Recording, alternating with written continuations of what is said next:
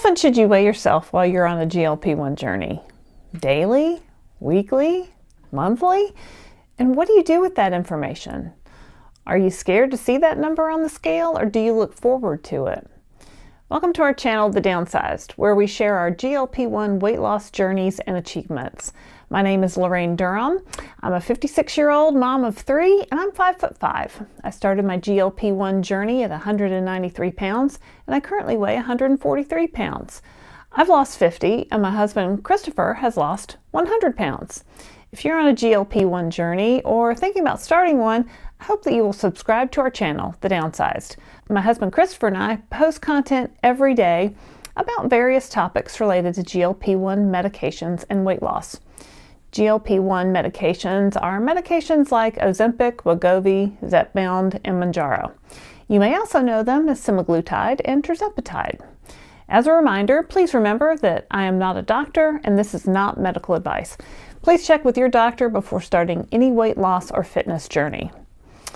I remember weighing myself as a child on my mother's bathroom scale. I was around 6 or 7 years old, but I knew that the lower the number on the scale, the better. My mom's scales was one of those old spring scales that started on 0 and then dialed up to your weight the moment you stepped on it. If the number was higher than I expected, I could move the scale to a different area of the bathroom floor to get a lower number. Luckily, scales have come a long way since then.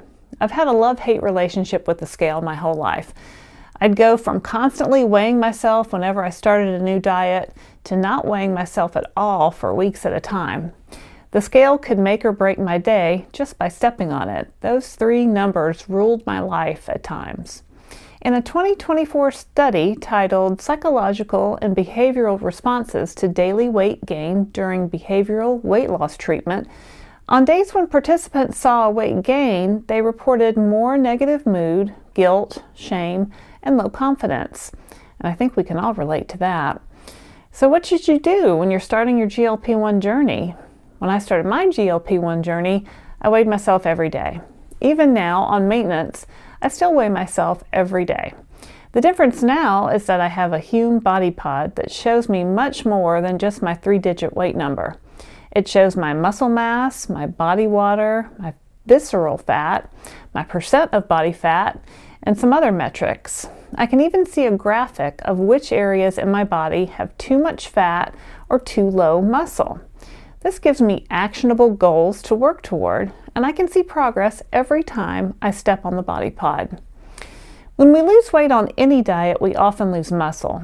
And that's a good reason for eating enough protein, resistance training, and daily monitoring. We want to make sure that we keep the muscle that we have while losing the fat that we don't want. At times when my weight was the same day after day, I could see that I was actually losing fat but gaining muscle.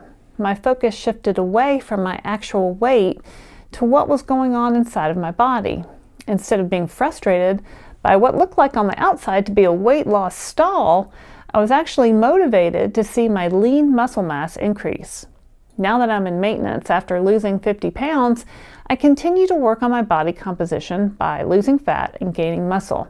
That includes stepping on my body pod every morning. Right now I'm working on increasing my muscle in my arms. I have a goal of being able to do 1 unassisted pull-up.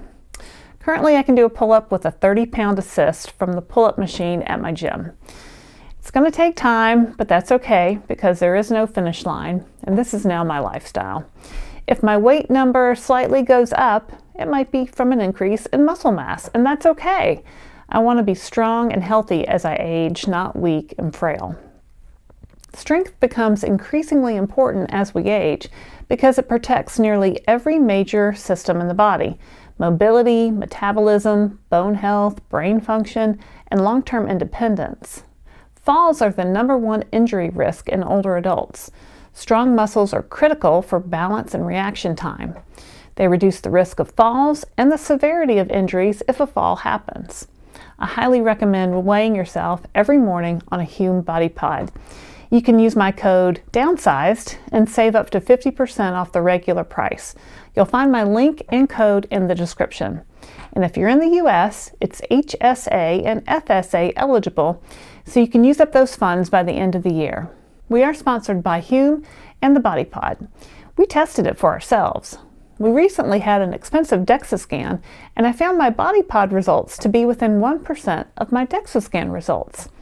Now, I can't do a DEXA scan every day or even every month, but I can weigh on my body pod every day in my own bathroom. I know many of our viewers out there have purchased the body pod.